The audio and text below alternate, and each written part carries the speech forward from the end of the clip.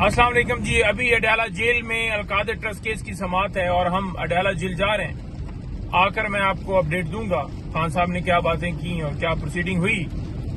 آج جو آخری گواہ ہیں ان کے اوپر نیب کی طرف سے جو آخری گواہ ہیں ان کے اوپر آج کراس ایگزامینیشن ہو رہا ہے.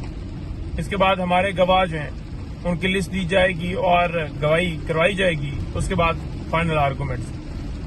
ایک گواہ نے بھی خان صاحب یا بی بی صاحبہ کے اوپر فائنینشیل بینیفٹ کا کوئی گواہی دیتے ہوئے بات نہیں کی.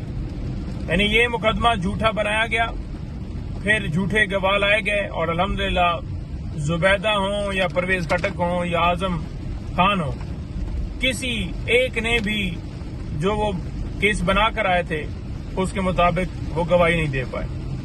تو انشاءاللہ اللہ تعالیٰ کرم کرے گا.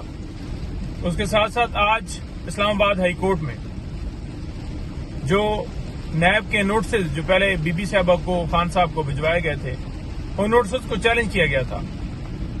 اس کی آج اسلام آباد ہائی کورٹ میں سماعت ہے. اور ساتھ ہی جو غیر قانونی گرفتاری خان صاحب کی اور بی بی صاحبہ کی ڈالی گئی تھی اس غیر قانونی گرفتاری کے خلاف بھی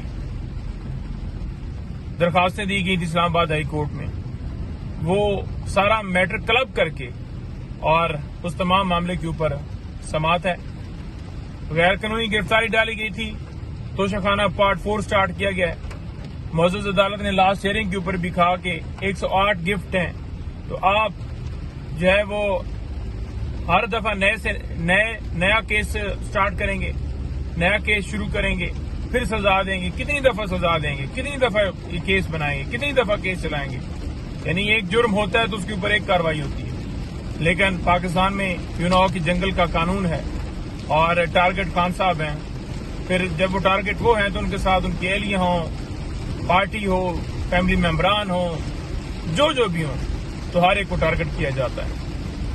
تو یہ آج کی اپڈیٹ ہے. مزید میں آپ کو خان صاحب سے ملاقات کر کے ان کی طرف سے جو اسٹیٹمنٹ ہوگی وہ آپ کو دوں گا.